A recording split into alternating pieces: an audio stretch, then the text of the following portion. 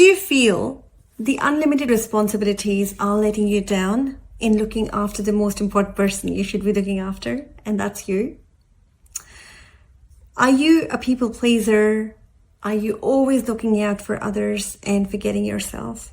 If you do, you want to stick around. Welcome everyone. Welcome back to your home. Welcome back to Soft Rebuild, where we all rebuild, reconnect and reclaim our lives softly and strongly.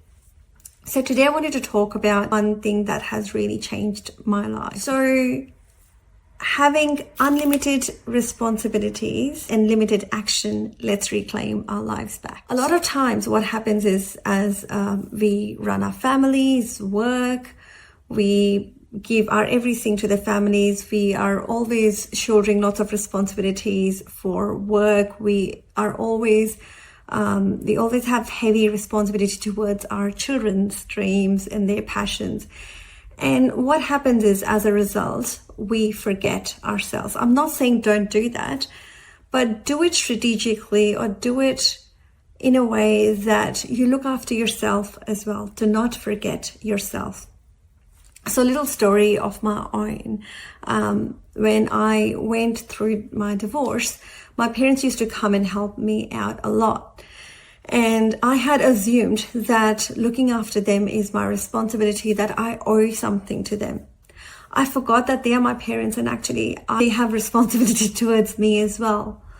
So up until I was 40, I always assumed that my parents are my responsibility, my brother is my responsibility, my son's obviously my responsibility. The whole world I have to look after. And it was a continuous effort of making sure everyone's okay, everyone is looked after without looking after myself. And it's not my family's fault. It was on me because they didn't ask me to do anything. I chose to do it for them because I assumed I have to do it. And it happens quite often that we all feel that everything is our responsibility. So before I turned 40, I used to just, live for the world and forgot about myself. Those days were generally busy with making sure everyone's okay, making sure work's okay, making sure we've got enough money. And then at night I used to cry to sleep. And that was a constant thing that I used to do.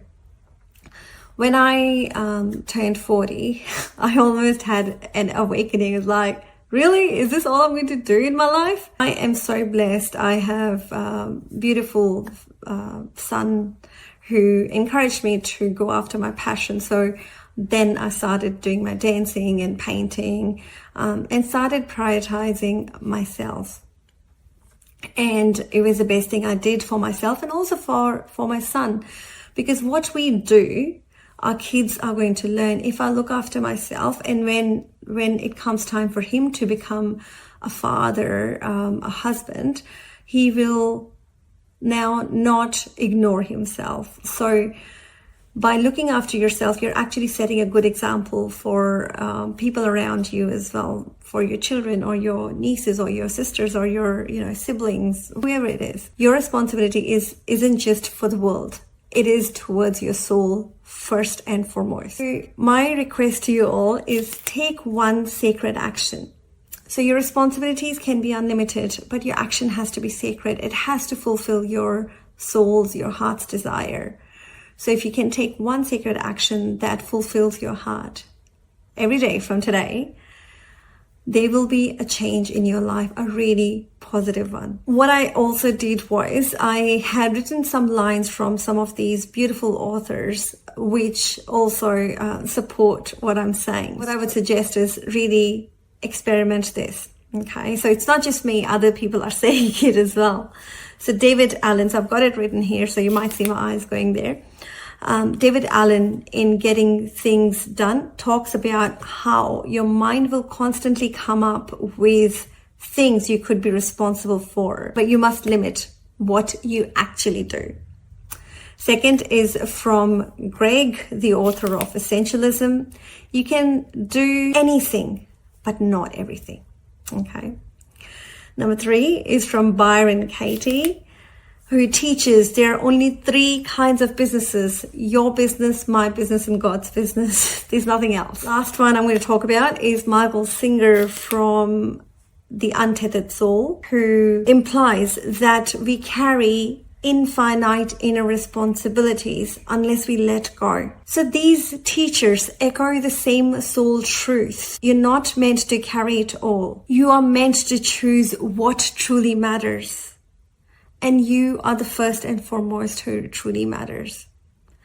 So please look after yourself. Please prioritize yourself.